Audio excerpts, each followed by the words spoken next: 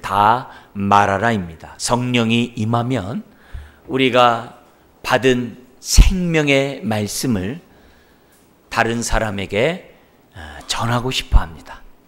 내가 말씀을 보고 깨달았던 그 말씀을 나누고 싶어 하고, 복음을 모르는, 예수님이 그리스도이신 것을 모르는 사람들에게 생명의 말씀을 다 전하고 싶어 하는 마음이 생깁니다. 여러분들은 지금 이 말씀을 우리가 듣기 전에 한번 생각해 보세요. 나는 사람들을 만날 때보다 정말 생명의 말씀을 다 전하고 싶은지, 누구를 만나든지 저 사람이 생명의 말씀을 받은 사람인가 아닌가 먼저 생각하는지, 그리고 때를 얻든지 못 얻든지 생명의 말씀을 전하고 있는지. 만약에 내가 생명의 말씀을 전하고 있으면 하나님 앞에 감사하고 생을 다하는 그때까지 생명의 말씀을 전한 자가 되게 해달라고 기도하시고, 만약에 오늘 내가 하고 있지 않다고 한다면 예수 믿는 자는 그 배에서 생수의 강이 흘러난다 했어요. 솟아나는 샘물이 된다 했어요. 생명의 말씀이 솟아나게 돼 있어요. 내가 만약에 생명의 말씀을 전하지 않고 있다면 기도하셔야 돼요. 하나님 앞에 회개하고 기도하셔야 돼요. 주여, 내가 성령 충만함으로 생명수가 흘러넘치게 하여 주옵소서. 나를 만나는 자들마다 생명의 말씀을 듣게 하시고, 나를 만나는 자들마다 예수님을 만나게 해 주시옵소서. 기도하셔야 돼요. 여러분, 샘물은 솟아나요. 멈추지 않고 솟아나게 되어 있어요. 성령님이 우리 안에 들어와 계시면 생명의 말씀은 나를 통해서 전달되게 되어 있어요. 너희는 세상의 빛이라 했어요. 빛은 이 세상을 비추게 되어 있어요. 하나님의 말씀을 받은 사람들은 그 말씀을 나눠주게 되어 있다는 사실을 오늘 이 말씀을 통해 우리들이 깨달았으면 좋겠어요. 성령님이 임하면 권능만 임하는 게 아니에요. 우리 눈이 열려서 보이지 않는 하나님이 보임으로 예배만 드리는 것이 아니에요. 성령님이 임하면 굳은 마음을 제하고 부드러운 마음만 생기는 것이 아니라 내가 깨달은 말씀, 내가 받은 하나님의 말씀을 나누고 싶어요. 때를 얻든지 못 얻든지 나누고 싶어하는 그런 마음이 있다는 것을 오늘 성경 우리들에게 가르쳐주고 있습니다. 오늘 말씀의 내용들은 2차 예수 그리스도의 십자가 부활을 전함으로 2차 옥에 갇히고 2차 산헤드린 공의의 재판장에서 벌어진 그 사건이 오늘 본문의 내용입니다. 3,000명, 5,000명 예수 그리스도를 믿는 놀라운 성령의 역사가 있음에도 불구하고 많은 사람들이 여전히 예수님을 그리스도라고, 나의 왕이요 나의 구세주라고 고백하지 않는 사람들이 여전히 그 가운데 있었다는 것을 우리에게 보여줘요. 그러나 그럼에도 불구하고 성령님은 제자들에게 말합니다. 생명의 말씀을 다 말하라. 오늘 저와 여러분들이 이 생명의 말씀을 다 말하라는 이 명령 앞에 우리 순종하는 저와 여러분 되시길 다시 한번 주의 이름으로 축원합니다.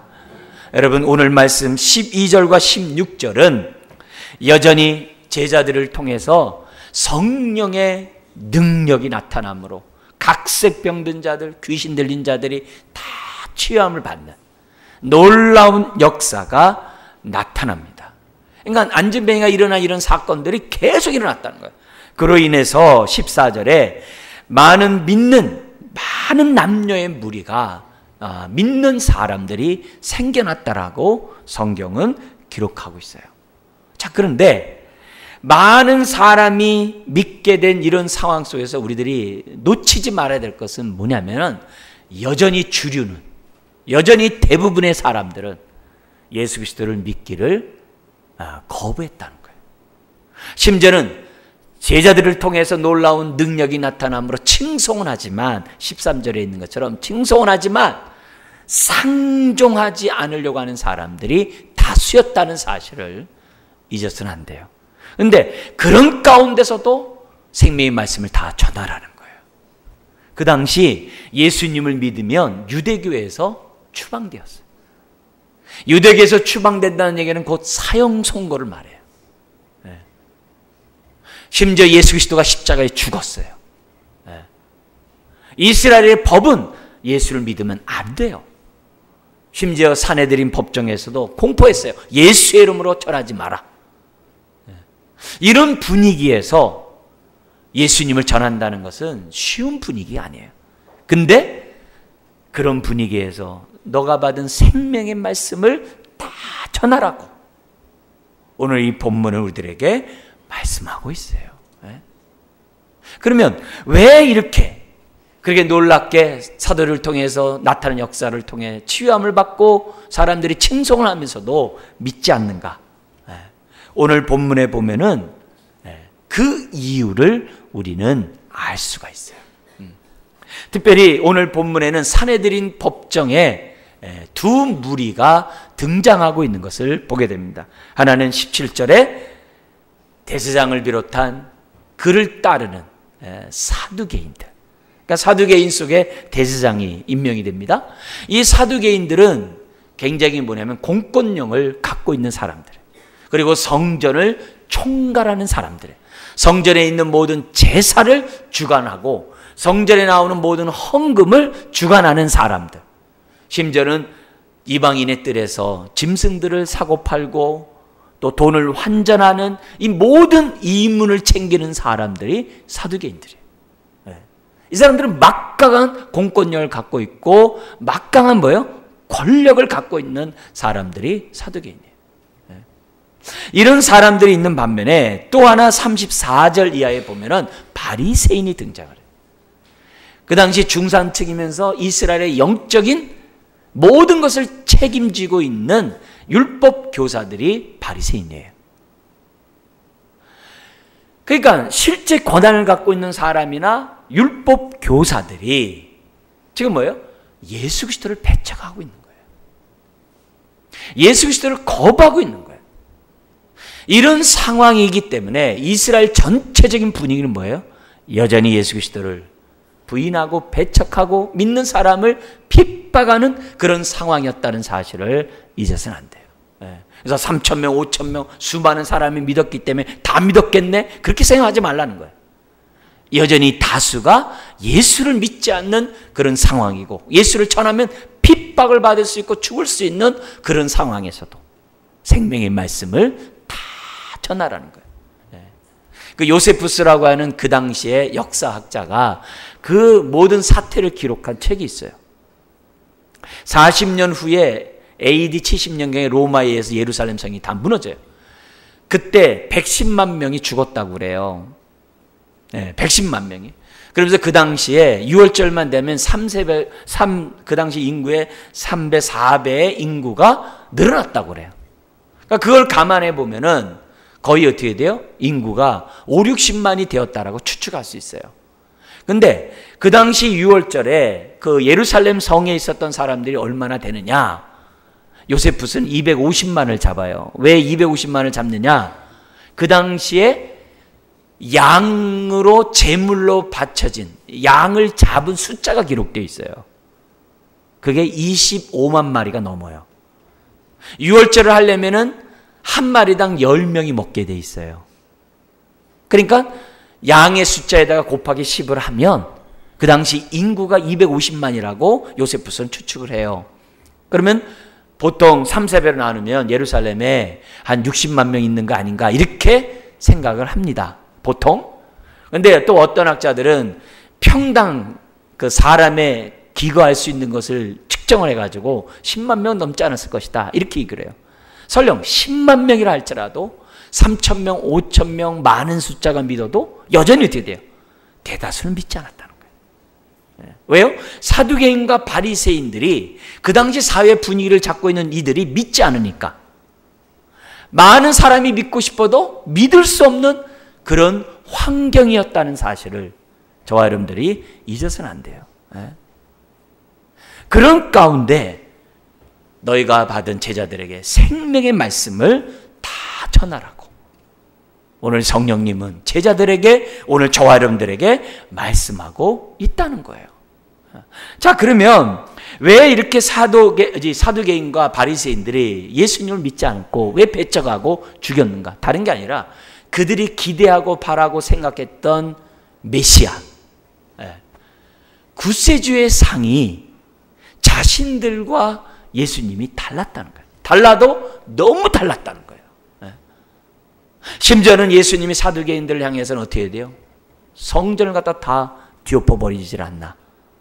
하나님의 기도하는 성전을 강도의 구렬로, 장사치로 바꿔버렸다고 막 책망을 하니까 사두개인들이 좋아할 리가 없죠. 좋아할 리가 없죠. 당연히 성전을 막 뒤엎어버리니까.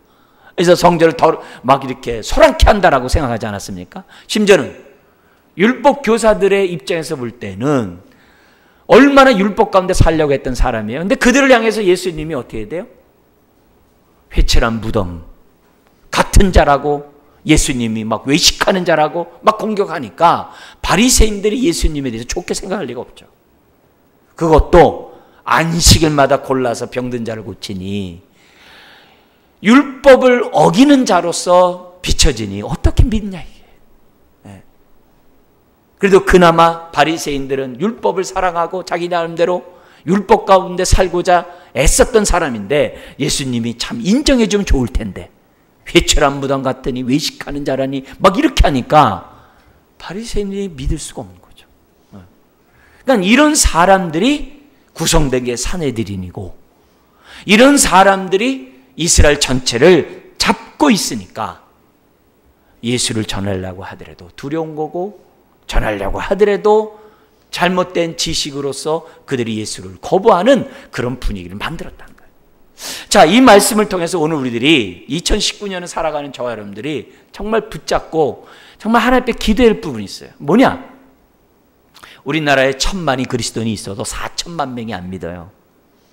많은 사람들이 기독교에 대해서 욕을 하고 막 개독교라고 얘기해도 아주 태연스럽게 자연스럽게 해요. 왜요? 사회 분위기가 지금 그런 분위기라는 거예요. 기독교인들이 잘해도 못했던 게 중요한 게 아니라 4천만 명이 지금 뭐예요? 불신자들의 그러한 생각이 반기독교적인 생각으로 가득 차 있다는 거예요. 이런 분위기에서는 사람들이 예수님에 대해서 올바른 지식을 가질 수가 없어요. 복음을 제대로 들을 수가 없어요. 또 듣고자 하지도 않아요. 잘못된 지식으로 기독교를 알고 있음에도 불구하고 다 아는 것처럼 생각해요.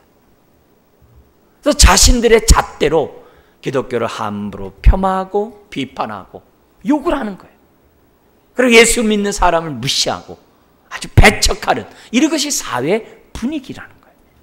근데 이런 사회 분위기를 잡고 있는 그런 뭐예요? 기득권자들이나 이 사회를 잡고 있는 율법 교사와 같이 배운 사람이라든지 지혜롭다고 하는 사람들이라든지, 이런 사람들이 지금 우리나라를 지배하고 있는 상황에서는 복음이 정말 편만하게 전파될 수 있는 그런 환경이 아니라는 거예요.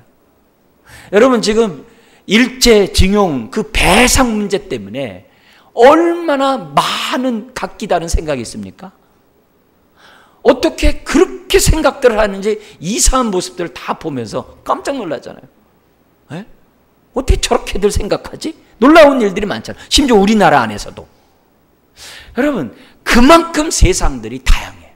근데 다수에 의해서 사회 분위기가 형성되게 돼 있거든요. 근데 우리가 살고 있는 이 세상은 허물과 죄로 죽었던 세상이요, 하나님을 경외하는 자가 있는가 하나님의 찾아보더라도 하나라도 찾아볼 수 없는 그런 세상이요, 물질이 우상인 이 세상이요, 모든 게 다 돈의 전쟁이거든요. 나라들과의 관계나 우리나라에 다 돈이거든요. 그런 세상 속에서 이 사회 분위기가 형성되어 있기 때문에 기도해야 돼요. 하나님, 정말 우리나라의 분위기를 주여 하나님 나라의 분위기로 바꿔 주옵소서. 기득권자들이나 지혜롭다고 하는 자들이나 우리가 언론이나 이 세상의 분위기를 주도하는 사람들, 하나님 긍휼히 여겨주시고 그들에게 바른 복음이 전파될 수 있도록 하나님 은혜를 더하여 주옵소서. 기도해야 돼요. 그렇지 않으면은 점점 어떻게 돼요? 하나님의 말씀을 전하기 어려워져요. 지금 중국이 선교사들이 다 추방당하고 있어요. 추방당한 그 선교사들이 마음에 너무 아파요. 내가 추방당하기 전에 조금이라도 생명의 말씀을 다 전했으면 좋을 텐데 그 전하지 못하고 쫓겨난 그 모습에 보통 마음 아파하는 일이 아니에요. 여러분, 우리나라가 지금 자유롭게 복음을 전할 수 있는 이런 환경에 언제 사회 분위기가 복음을 전하지 못하도록 닫아버릴지 몰라요. 네. 언제 생명의 말씀을 정말 자유롭게 전하지 못하도록 법을 만들는지 몰라요.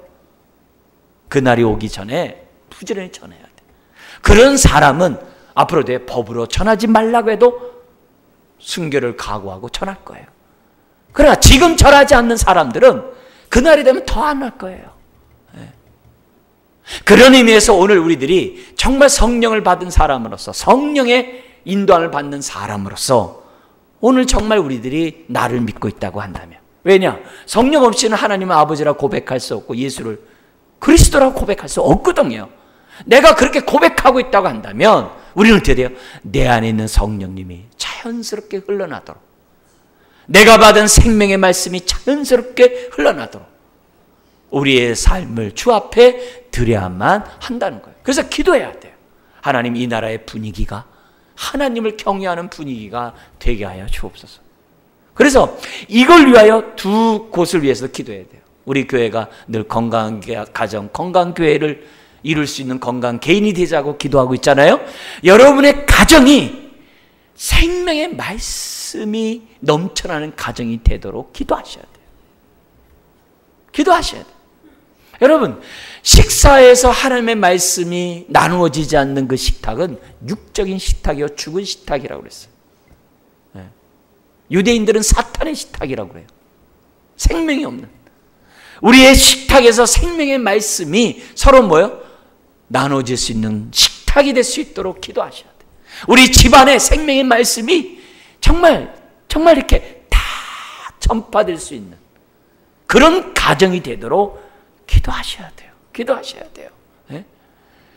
믿는 사람으로서 우리 가정에 예수 믿으라고 그러면은 막 너나 잘 믿으라 막 무시당하고 배척당하고 막 이렇게 핍박당하는 게 두려워서, 또는 뭐냐면 시끄러운 건 나 싫어서 나 혼자만 그냥 생명의 말씀을 입에 담고 있다고 한다면 기도하셔야 돼요. 하나님, 나를 통해 생명의 말씀이 우리 가정에서 흘러나오게 해주십시오. 부모와 자식 간에 하나님의 말씀이 나눠지는 가정 되게 해 주옵소서. 그렇지 않으면 이 사회가 바뀌질 않아요. 또한 우리 교회를 위해서도 기도해야 돼요. 우리 교회의 분위기가 모이며 생명의 말씀이 나누는 교회가 되도록 기도하셔야 돼요. 네? 내가 깨달은 말씀을 자꾸 나누고 싶어하고, 그래서 피차 가르치고 건면하고 그리스도의 몸을 세워가는 성숙해 가는 교회가 되도록 기도하셔야 돼요. 가르치고 전하는 그런 교회가 돼야 돼요. 그래서 교회에 오면 생명의 말씀을 풍성히 먹고 우리가 뭐요? 세상을 향해 나눠줄 수 있는 그런 교회가 되도록, 그런 분위기를 만들도록 기도해야 돼요. 여러분, 성령이 임하면 생명의 말씀을 다 전하는 일들이 생겨나요. 여러분, 사도들을 보면은 42절 우리 같이 한번 읽어볼까요? 그들이 날마다 성전에 있든지 집에 있든지 예수는 그리스도라고 가르치기와 전도하기를 뭐 했다고 그래요? 그치지 아니하니라. 성전이나 집에 있거나 교회에 있거나 가정에 있거나 어디든지 간에 예수는 그리스도라고 가르치기와 전하는 그것을, 전도하는 것을 그치지 않았다고 그래요. 여러분, 이것이 성령님이 함께하는, 역사하는 사람들의 인생이라는 것을 우리는 기억하고, 이 말씀이 오늘 우리들에게 도전이 되었으면 좋겠어요. 여러분의 직장의 사장을 위해서 기도하셔야 돼요. 여러분의 직장에 영향력 있는 사람을 위해서 기도해야 돼요. 왜냐하면 직장의 분위기가 돼지머리나 놓고서 막 이렇게 하는 이런 돈이나 막 하는 이런 직장으로만 점쳐 있다고 한다면 어떻게 되겠어요? 어떻게 하나님의 복을 받을 수 있겠어요? 안 되잖아요. 여러분의 직장에서도 영향력이 있는 사람을 위해서 기도해서 하나님, 그에게 생명의 말씀이 전파될 수 있도록 하나님 도와주십시오. 오늘 이 사도행과 바리새인들을 보면은 그들 나름대로 성경을 믿는 사람들이에요. 그들 나름대로 신앙생활하는 사람들이에요.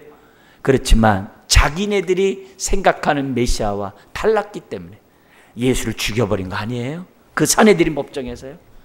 예수 죽인 거라고요. 그러니까 이들은 자신들의 환경과 자신들의 처지에 너무 폭 빠진 나머지 자신들의 필요를 채워주는 메시아를 기다렸던 거죠. 여러분도 잘 알다시피 로마의 속국에 있으니까 정치적인 독립을 이루기를 그들은 누구보다도 원하는 거죠. 근데 예수님이 무기력하게 십자가를 못 박혀 죽으니 누가 믿겠어요? 자신들의 생각해 볼 때는 너무 다른 거예요. 오늘날도 예수 믿지 않는 사람들 이유를 들어보면 너무 많아요. 사람만큼 많아 이유가. 너무 많아요. 차라리 교회가 불신자들에게 예수 믿으면 복 받아요. 예수 믿으면 돈 벌어요. 이렇게 하면 많이 믿을 거예요. 그렇게 하면 많이 믿을 거예요. 근데 성경을 보니까 아니면 좀 뭔가 지혜롭게 철학적으로 막 이성적으로 아주 그냥 매끄럽게 아주 그렇게 하면은 지식인들도 많이 믿을 거예요. 근데 성경에 뭐라고 돼 있어요? 미련한 전도의 방법으로 생명의 말씀을 전하래요. 세상 사람들이 보면 아우 저 미련한 것들 그런 말 많이 듣는 그런 말로 예수님이 당신의 죄를 위해 죽으셨습니다. 이렇게 전하라고 하니 세상 사람들에게 정말 결안으로 바위 때리기가 똑같은 거죠. 근데 놀랍게도 과거에 그랬던 저와 여러분들이 그 결안의 바위가 깨졌어요.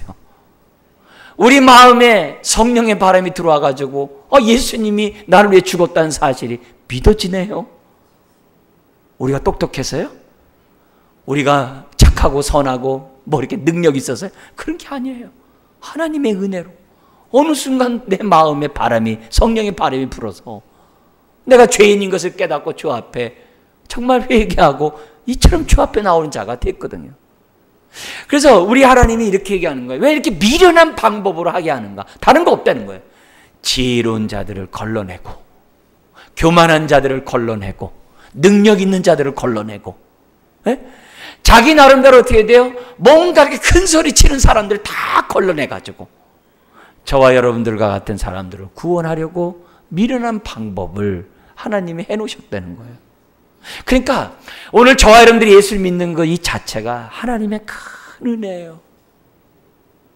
그래서 우리가 생명의 말씀을 다 전할 때 이렇게 전하면 무시당할 텐데 알아요. 이렇게 얘기하면 사람이 참 지혜롭지 못하고 할 텐데 알아요. 그렇지만 하나님이 미련한 방법을 통해서 사람을 걸러내시겠다고 하시니 우리는 뭐 하는 거예요? 생명의 말씀을 다 전하기만 돼요. 그래서 배척하고 배반하고 무시하는 것보다 뭐예요? 그건 자연스러운 거예요. 그걸 이상하게 생각할 게 없어요. 그게 자연스러운 거예요. 그 사람들한테는. 근데 어느 순간 이런 말씀에 저와 여러분들처럼 마음이 흔들리고 이 마음에 생명의 바람이 불어닥쳐서 그들도 저와 여러분들처럼 예수님을 믿는 그런 놀라운 역사가 생겨난다는 거예요. 그러니까 바울이 뭐라고 해요? 듣든지 아니 듣든지 나는 복음을 전한다는 거예요. 성령님이 알아서 하시는 거예요. 우리는 듣든지 아니 듣든지 생명의 말씀을 뭐 하면 되는 거예요? 다 전하면 돼요. 성전에 있든지 집에 있든지 직장에 있든지 어디 있든지 그치지 아니하고 나를 통해서 그리스도의 향기가 나타나도록 하면 되는 거예요. 내 말을 통해서 나의 착한 행실을 통해서 내가 어쨌든 간에 하나님의 향기를 갖다가 솟아나는 샘물로서 우리는 하면 되는 거예요. 여러분 이 더위가 얼마나 덥습니까? 얼마나 더워요. 근데 감사하게도 에어컨이 있잖아요. 아무리 더워도 에어컨 있으면 괜찮거든요. 여러분 아무리 우리 핍박하고 무시하고 막 뭐라고 욕해도 우리가 뭐예요? 성령 충만하면 괜찮은 거예요. 괜찮은 거예요. 그걸 오늘 본문이 우리들에게 가르쳐 주는 거예요. 여러분 2차 감옥에 갇혔어요. 또 뭐예요? 40절 같은데 채찍도 맞아요. 그 사내들은 법정에서 뭐예요? 다시는 예수의 이름을 전하면 가만 안 두겠다라고 으름장을 놔요. 한 번도 감옥에 갇히는 것도 아니라 2번씩이나 이런 일이 벌어져요. 이런 모습 속에서 그들이 뭐예요? 당당하고 심지어 그 재판장인 대제사장 앞에 서서 아주 당당하게 오늘 이 성경에 보면은 정말 네 가지 말씀을 29절에서부터 32절에 당당히 말하잖아요. 네? 지금 뭐라고 얘기해요? 29절에 뭐예요? 베드로와 사도들이 뭐라고 얘기하냐면 사람보다 하나님께 순종하는 것이 마땅하다. 재판장 앞에서 지금 죽으려고 환장한 거죠. 그 사람들 입장에 보면. 죽음을 전혀 두려워하지 않아요. 30절에 이렇게 얘기합니다. 너희가 죽였지만 우리의 조상의 하나님이 살리셨고, 딱 이렇게 얘기를 해요. 오늘날 유대인들이 이 규절 때문에 예수님 믿는 사람들이 생겨난대요. 이 규절 때문에 기독교에 관심을 갖는데요. 어떤 말이에요? 유대인들은 기독교는 이방인이 만든 기독교로 알고 있대요. 참 이상하죠? 근데 그렇게 알고 있대요. 그러니까 잘 모른다는 거예요, 그만큼. 근데 기독교가 유대인에서 만들어졌다는 이 규절이 관심을 갖게 된다는 거예요. 즉, 우리 조상의 하나님이 이렇게 얘기하잖아요. 이런 규절 때문에 오늘날 이스라엘 사람들이 믿는 사람들이 그렇게 많이 늘어나고 있대요. 예수님의 말로 진짜 진정한 랍비고, 여기까지는 많이 인정한대요. 랍비뿐만 아니라 선지자고, 여기까지 인정한대요. 근데 한 걸음 더 나가서 그분이 하나님의 아들 메시아라는 사실을 발전해 나가면서 믿는 사람들이 많이 늘어나고 있다는 거예요. 랍비까지 믿는 건 너무 많고, 대제사장 앞에 얘기한 거예요. 너희가 죽였지만 하나님이 살렸다, 딱 그런 거예요. 이 얼마나 정말 무서운 말입니까? 자기네들이 죽였는데. 세 번째 뭐라 그래요? 31절. 살릴뿐만 아니라 이스라엘의 회개와 함과 제사함을 주시려고 그를 오른손을 높여 임금 왕과 구주로 삼으셨도다. 왕과 구주라는 말을 한마디로 얘기하면 그리스도란 말로 이해하면 돼요.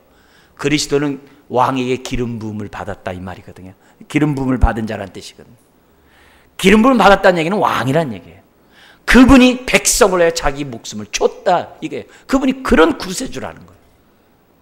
그게 그리스도예요. 그러니까 이런 메시지를 왕과 임금과 구주로 삼으셨느니라. 딱 그래요. 그리고 나서 32절.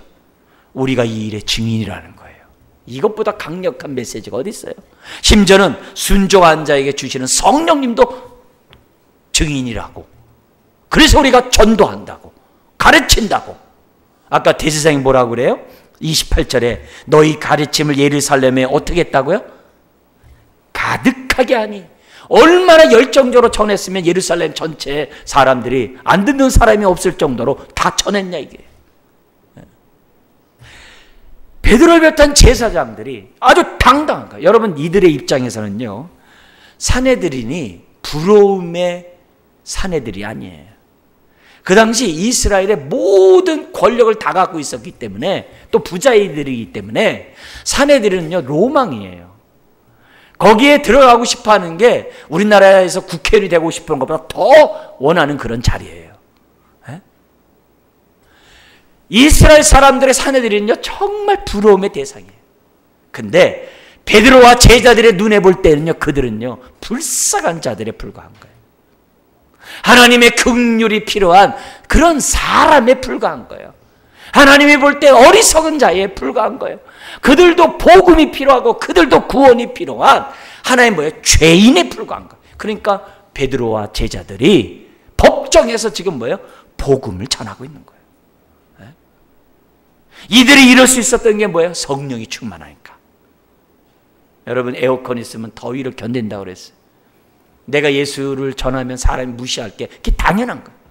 그럼에도 불구하고 전할 수 있는 것은 성령 충만하면 전하게 돼 있는 거예요. 반대로 내가 안 전하면 어떻게 돼요? 난 아직도 기도가 필요한 사람이에요. 여러분, 우리 교인들 가운데 이런 분들 없죠? 기도는 힘들 때만 하는 거다. 기도는 어려울 때만 하는 거다. 이렇게 생각하는 분 아무도 없죠? 네? 평소에는 기도 안 하다가 힘들 때 기도하는 거야. 그렇게 하는 사람 아무도 없을 거예요. 기도는 평소에 하는 거예요. 기도는 하나님과의 교제예요. 제자들이 이렇게 능력 있게 죽음 앞에서도 당당할 수 있었던 것은 평소에 기도했기 때문에 그래요. 3장에서 안진뱅이를 일으킨 것도 뭐예요? 기도하러 갔다가 고친 거예요. 1차 감옥에 갇혔다가 재판받고 풀려나서 그들이 제일 먼저 기도한 게 뭐예요? 하나님, 이 두려움 속에서도 복음을 담대히 전하게 해주세요. 그게 그들의 기도 제목이었어요. 그러니까 2차 감옥에 갇히고 재판받는 데서 두려워하겠어요? 아니죠. 당당했던 거죠. 이들이 이렇게 당당할 수 있었던 것은 기도했기 때문이에요. 기도하면요, 성령 충만해요. 기도하면요, 고난을 이길 능력이 있어요. 시험을 이길 지혜가 있어요. 고통을 이길 하나님의 지혜가 있다는 거예요. 그러니까 뭐예요? 평소에 기도해야 되는 거예요. 그래야 어려움을 넉넉히 감당하고 그 문제를 해결하시는 거예요. 근데 기도 안 하다가 어려운 일 있을 때 기도해 보세요. 내가 능력받고 지혜 받을 때까지 시간이 걸리잖아요. 기도하는 즉시 뭐 이렇게 우리가 불 켜면 불이 탁 들어오듯이 하면 얼마나 좋겠어요. 근데 하나님의 뜻은 그게 아니잖아요. 그런 어려운 문제를 통해 우리가 어떻게 돼요? 성령 충만하기를 하나님은 무엇보다 원하거든요. 내 문제가 해결되는 것보다 우리가 기도함으로 성령 충만할 때까지 하나님 기다리시거든요. 하나님의 지혜로 충만할 때까지 기다리시거든요. 그래서 응답은 나는 더디 가요. 근데 하나님 볼 때 뭐예요? 더 답답하죠. 왜요? 빨리 좀 성령 충만하면 이 문제가 금방 해결할 텐데. 이게 안 되니까. 우리는 문제가 해결되기를 원하는데 하나님 뭐예요? 우리가 성령 충만하기 원하거든요. 네?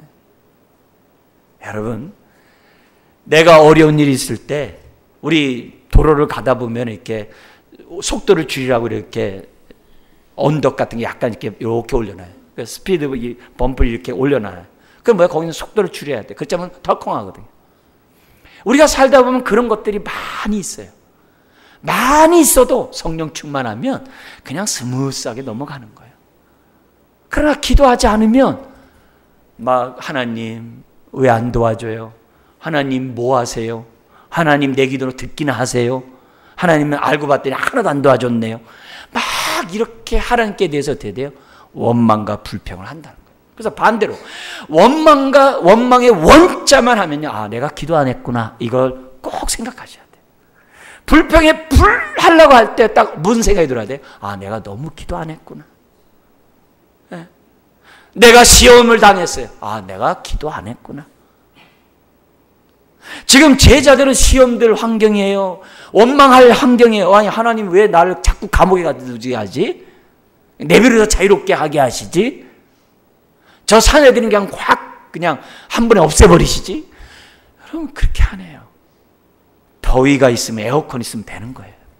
힘들 때 뭐예요? 성령이 그 안에 있으면 아무 문제가 없다는 것을 지금 뭐예요? 베드로와 제자들은 우리들에게 가르쳐주고 있는 거예요. 그러니까 이런 메시지 속에서 우리가 뭐예요? 평소에 기도로 성령 충만해놔야 돼요. 그래서 하나님의 지혜로 충만해서 시험이 올 때 내가 어떻게 내 마음을 통제하고 내 삶을 통제하고 어떻게 하면 하나님의 말씀대로 순종하고 주의 뜻대로 힘든 가운데서 나갈 수 있는지, 무엇보다 오늘 본문에 있는 것처럼 생명의 말씀을 다 전하는 저와 여러분들이 될 때까지 충만하도록 기도하셔야 돼요. 그래서 시험이 아니도록, 고통이 아니도록 저와 여러분들 기도해야 돼요. 네? 여러분, 말씀을 다 전할 사명은 오늘 구원받은 저와 여러분들이 예외 없이 받는 하나님의 사명이에요. 바울은 내가 구원받고 사도가 된 것은 불신자 때문이라는 거예요. 그래서 불신자 때문에 내가 구원을 받았기 때문에 불신자들에게 내가 빚진 자래요. 그래서 내가 전도한 것은 빚을 갚는 거래요. 네? 그러니까 그만큼 사도 바울이 성령 충만하니까 생명의 말씀을 다 전하고자 선교의 삶을 살지 않았습니까? 그게 오늘 우리들의 삶이 되어야 한다는 거예요. 근데 여기서 여러분들에게 좀 무서운 말을 좀 하고 싶어요. 무슨 말이냐면은 에스겔 선지자가 제사장이었다가 선지자로 부름을 받아요. 바벨론 포로로 끌려가가지고 그 바벨론에서 선지자가 된 사람이에요. 이 사람이 하나님으로부터 사명을 받아요. 내가 너를 파수꾼으로 세우겠다. 생명의 말씀을 다 전하는 파수꾼으로 삼겠다. 그러세요. 그러면서 뭐라고 얘기했냐면, 너가 악인에게나 의인에게 나에게 들은 이 말씀을 다 전하라. 다 깨우쳐라. 그러면서 뭐라 하냐면은, 만약에 안 깨우치면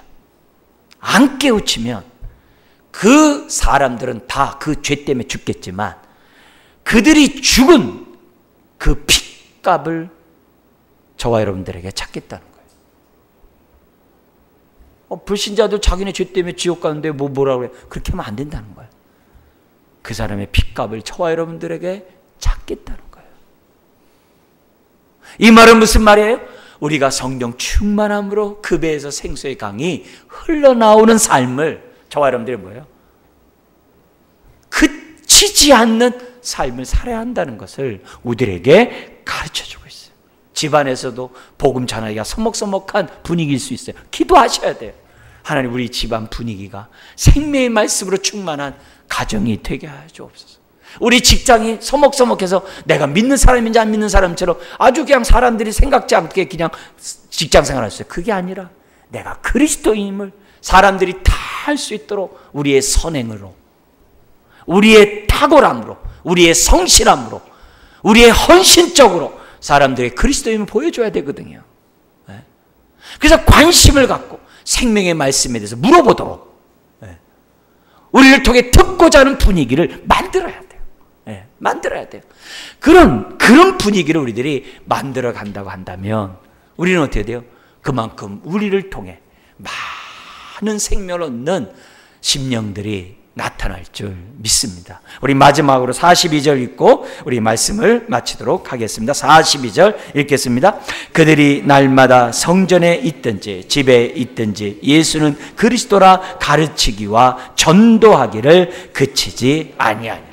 아무리 사두개인이 잡아가도도, 아무리 정말 바리새인들이 정말 예수 믿는 사람을 배척하고 유대교에서 쫓아내겠다고 아무리 으름장을 놔도 우리는 뭐예요? 성령 충만함으로 날마다 교회와 가정에서 또 우리의 일터에서 정말 그치지 아니하는 생명의 말씀을 다 전하는 저와 여러분 되시기를 주의 이름으로 축원드립니다. 기도하겠습니다.